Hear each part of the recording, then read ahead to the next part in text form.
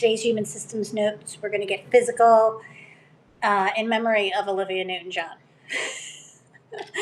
She had a song, "Let's Get Physical." Now, it's because of a couple things that I wanted to do today's Human Systems Notes. So what I'm doing on a 90-day stretch is I got to really realizing that I think the reason people don't understand, and I mean people in tech themselves, don't seem to understand what's going on in terms of adoption friction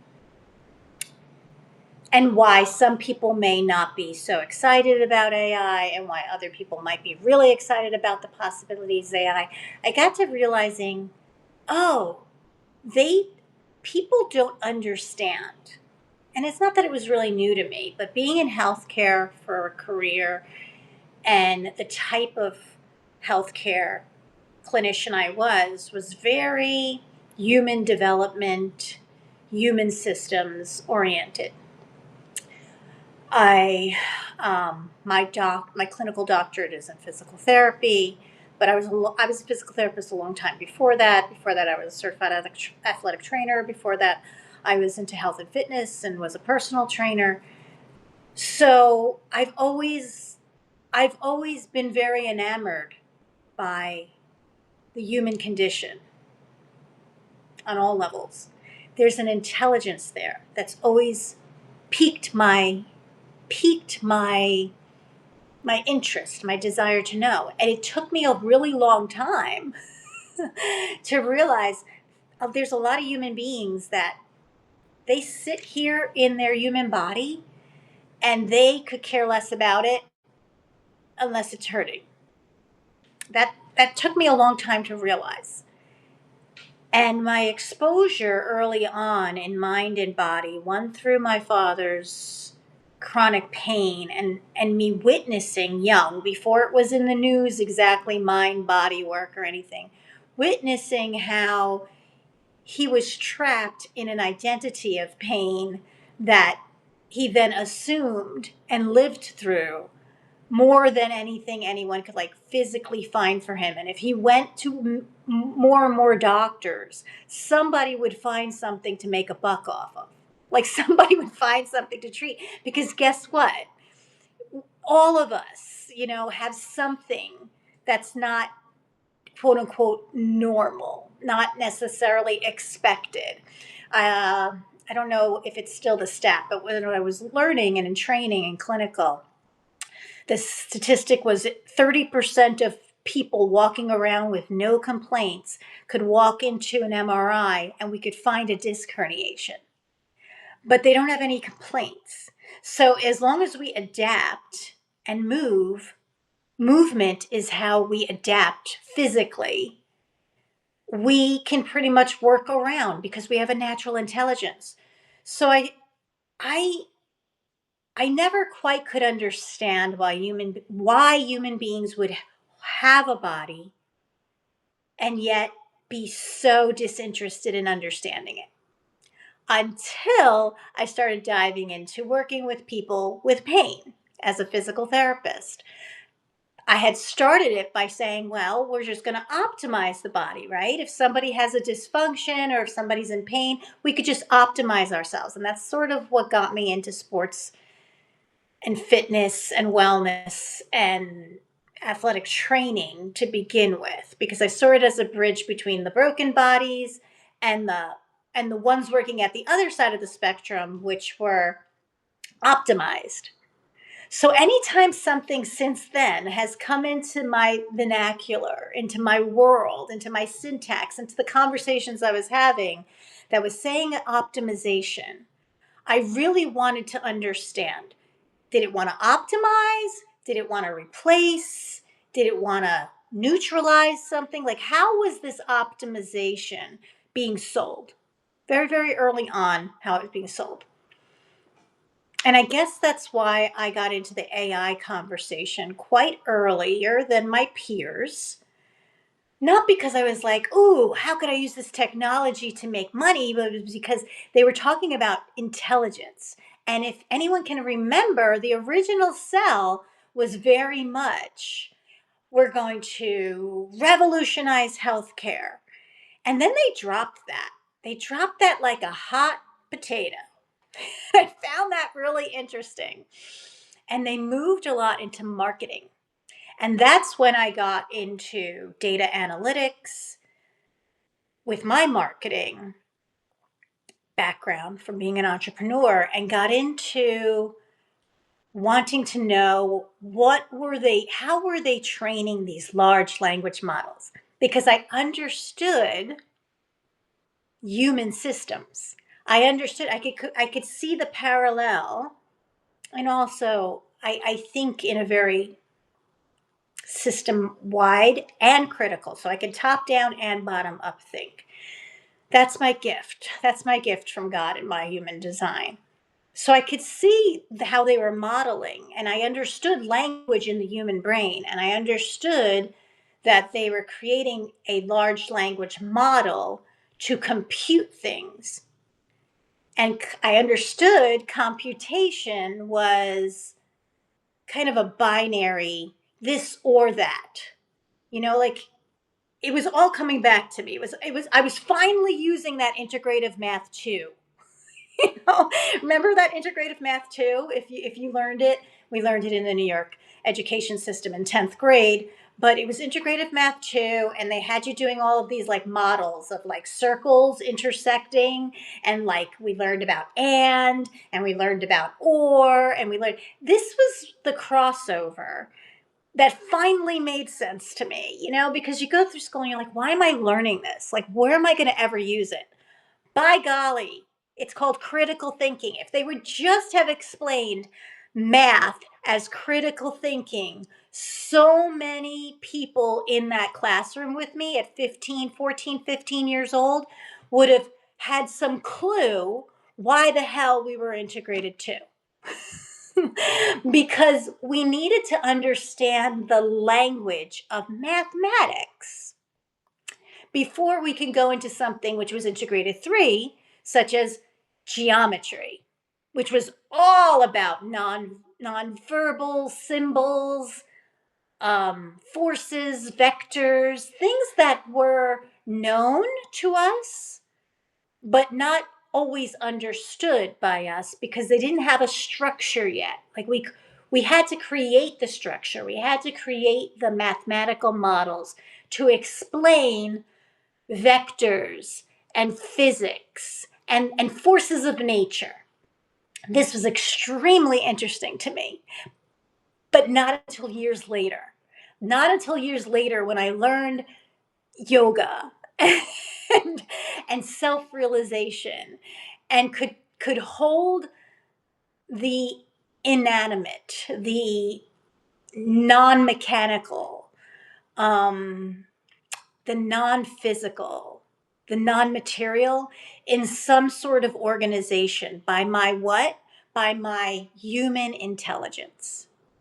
And I got there through physical body intelligence, through the physical body intelligence. I very much was a kinetic learner. I was a dancer. The way I learned and made sense of dance was I would watch the teacher, and I would bring myself, I would connect with her movement. It was the rhythm of what she was teaching. So in tap dance, they would say shuffle, shuffle, side shuffle, step. Shuffle, shuffle, side shuffle, step. A very left-brained, language-oriented person would be learning that, like, do the shuffle, like a very logical, then put your leg out to the side, do the shuffle that way, and then step your foot down. What I did is I would listen to her. I listened to her tap dancing. I heard what she was saying, but when she would say shuffle, shuffle, step, shuffle, shuffle, side step, shuffle, shuffle, step, shuffle, shuffle, side step, you hear the tone, shuffle, shuffle, step, shuffle, shuffle, side step. She was teaching dance. I had a wonderful teacher. She was on Broadway. Barbara Frankel, Coupe Dance Studio, Rockland County, New York.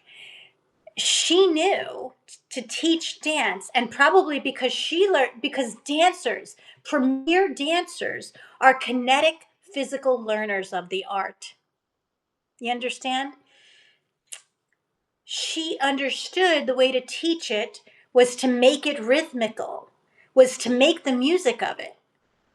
And for the body, and if she's teaching children dance, if she's teaching younger people dance, less physically developed bodies, to embody the rhythm, the tone, then they could then, she understood the human body had the capacity, our human systems, healthy enough, had the capacity to convert that without anybody telling us how to analytically analyze that, how to break it down into forward movement physics vectors that then turned into side vectors. I mean, I could teach dance like that, but that's not the way you really become a prima ballerina. You understand? You had to feel the dance. And I think a big reason why people are not understanding the power, like all the enthusiasm that engineers and people in tech have for AI, and I'm not pro or against AI.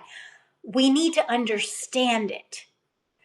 I'm concerned a lot of people inside tech, especially today, did not grow up the way even Steve Jobs or Bill Gates grew up. They were physically learning. They were playing. They were playing as kids. They might have turned into people who were not as coordinated and socially ostracized and totally intrigued into robotics and technology, minus the physical body. They might have gotten trapped in their heads. But I guarantee you the reason they reverted to that was because when they were kids or somewhere along the line, their physical intelligence was stunted. I guarantee it. I guarantee it. Because if not, they would have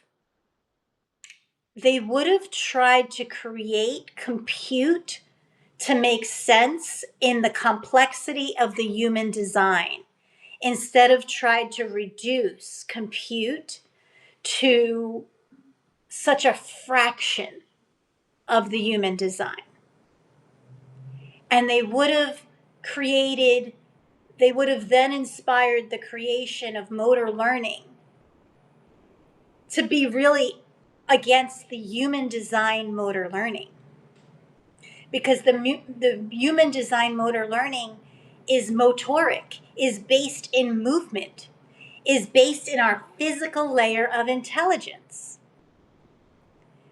I wish I could have a conversation with Bill Gates. Maybe one day he'll have a conversation with me where I can ask him where he got disconnected with his body,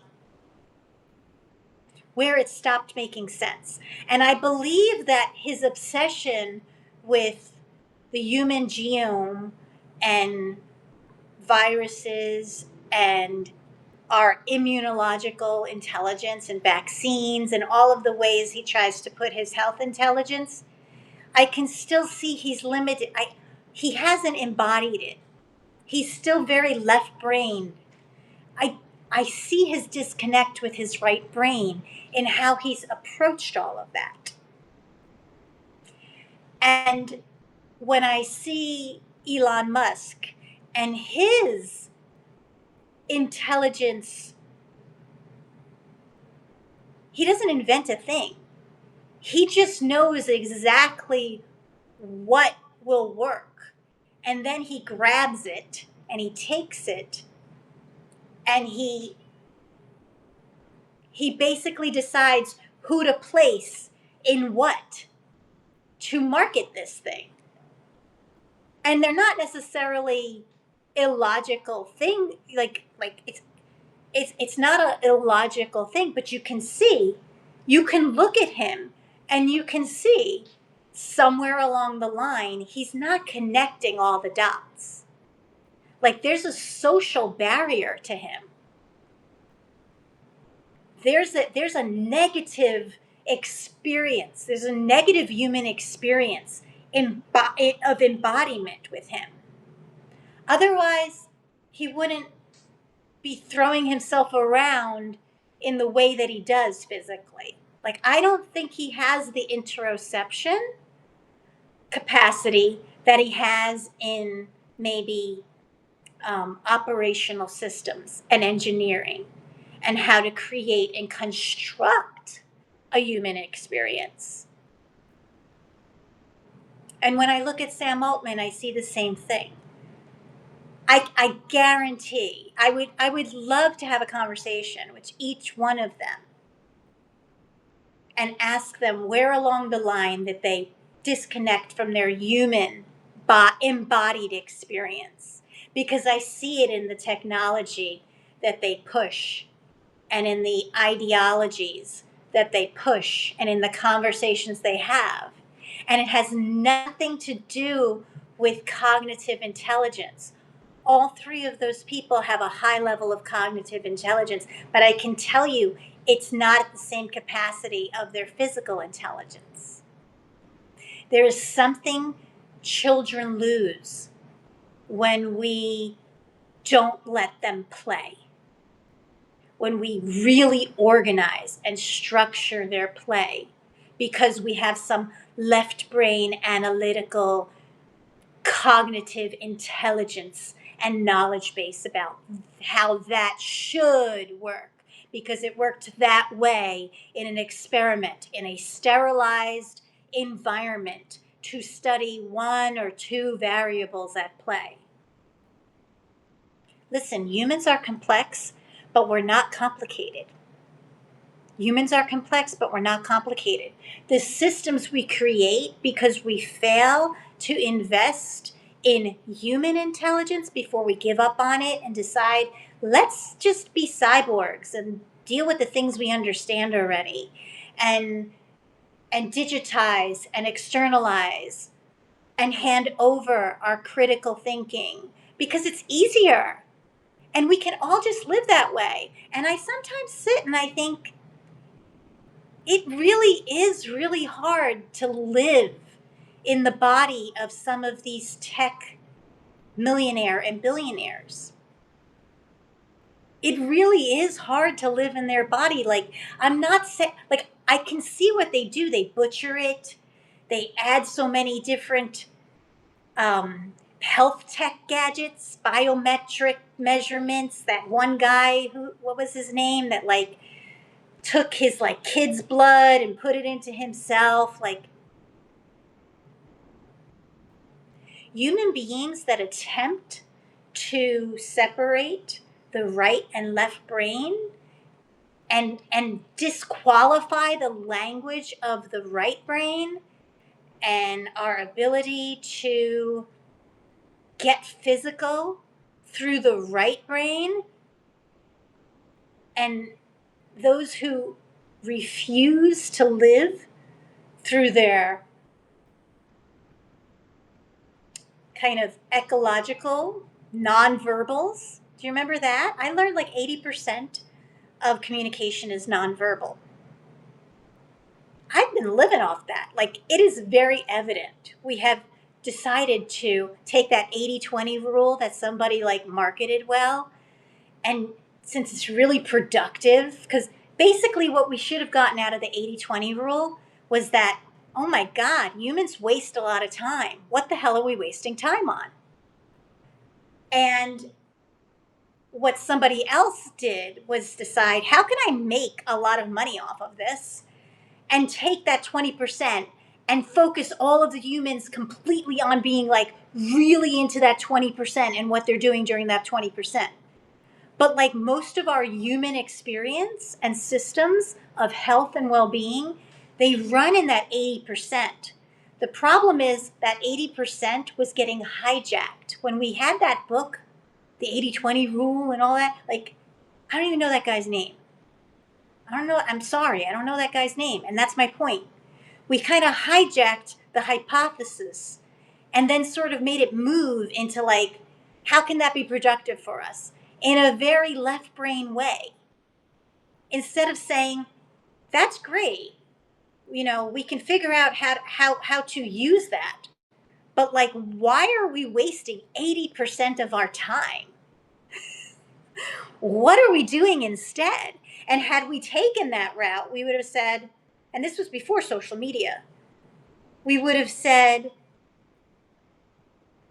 oh, we're stressed out. Oh, some of us are taking drugs instead. Some of us are trying to come down from the coffee we were on. Some of us are trying to come up and go get some cup of coffees. And then it cuts into our track of thought, or we're becoming more and more grouped into identity cultures instead of actually exploring our own culture. And why are we doing that? Like, we lost a lot of intelligence. And how does that relate to our physical bodies? Well, when we're sitting there having to be so productive in a certain way, and being productive and production in the industrial complex have been made to be analogies and similes, and all of this relationship with what? Making money for someone else, usually. I mean, they sell us, we're making money for ourselves, but we're usually, majority of us, are stopping this human intelligence to make sure we're following someone's left brain logic only intelligence, which completely centralizes their egoic view of the world. And so mainly, we stop moving, we stop using our physical intelligence, we stop playing. We stop playing, and we begin to mask, and we begin to perform to fit a very thin layer of cognitive intelligence that isn't even ours anymore. It's been handed over to machine learning analytics. So it's complex, but we're really not complicated. We just have to go and play. We have to be out in nature. We have to listen, we don't need any more research. I once heard Gabor Mate say that, and he said it in a couple of interviews. He's like, we don't need any more freaking research. We're ignoring 80% of that research because it doesn't fit into like what we don't want to know that. Listen, we, the collective we, actually do want to know that. There's a very small 1% of the population that doesn't want us to know that. And I think a lot of that is not some villainous intent, although I think they figured out how to control that towards them. I don't think those people, I think a lot of the 1%, like really look at the people. Look at the physicality. Look at the physical body of that 1%. They're not. I mean, they may be performing health, but they're a mess. You gotta be a mess to literally be like so obsessed with people following you around with cameras 24/7 that nobody wants it anymore. And you know what family I'm talking about. Nobody wants it anymore. And so they've literally stopped making their show just about them and started making shows about the people who are attached to them. So they've stopped using their physicality because it don't sell no more. Nobody wants it. And they've started selling the people they're attached to, who they're married to, who they make businesses with, like their own children. They're passing the buck into the next generation. That's extremely sad to me. So that's my human systems note for today. Let's all get a little bit more physical, because there's just an intelligence there that nobody's got to give you a dime to get access to. Nobody's got to There's a lot of information in books. There's a lot of information in public libraries. There's a lot of information on the internet. There's a lot of information that your AI can re-aggregate. But there's intelligence. There's a large language model inside every single one of your cells. And your different organ systems are like the different large language models, like the companies that own the different large language models. I'm going to try to put this in like as much of a technical way as I can for those people who are, I should have started with this because they probably stopped watching this.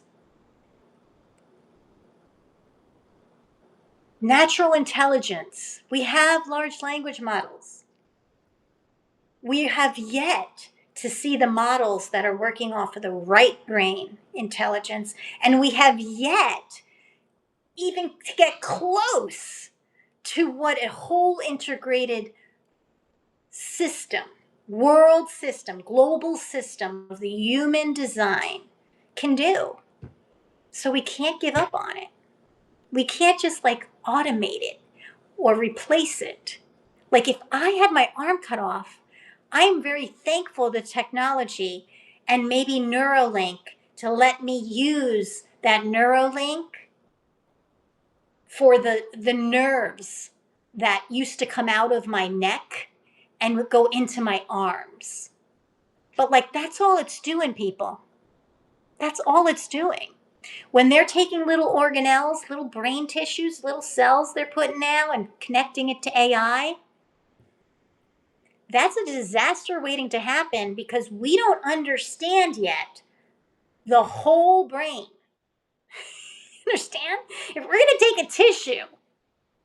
So my recommendation is that if you are on the human side of this AI conversation, meaning like you're somewhat concerned for humanity, you're somewhat concerned for like relational intelligence, like wherever you are, whatever industry, you're on the human side of this AI conversation. Get out in nature. Go even inside, even if you can't get out of your bed. Move. Just move and be present. There's so much. Yeah, you're going to feel you're stiff. So what? Explore that. Write about that. I'm going to be connecting the dots on this. So that's today's human systems note. That's my advice. That's my natural intelligence advice for you. It's not anti-AI. It's so that you understand what you're being sold. Listen, if I want to work with private practices. I want to work with small businesses. I want to work and be this sort of hybrid intelligence level to connect the person with their practice in healthcare and their intention in community health. Because big health ain't going to listen to anything I'm saying. They're going to do their own thing. And if you listen to any of the physicians or the physical therapists or the occupational therapists or the social workers working in big health, they're telling you that system is collapsing. And it's not going to happen it's not going to happen overnight where you go and all the hospitals in your area are locked up. You're just going to want to stop going to the hospital.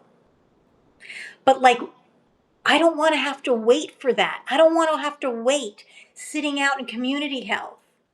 Sitting out with social determinants of health as being part of that, with the social workers and the public health policy makers and the civic activists and everyone who kind of enables community well-being. I don't want to be waiting for the surge of people who don't have a hospital to go to anymore, who don't have physicians who are able to save their life. Because I can't do that out in community health. I can just help you understand how to live in this kind of crazy transitional era.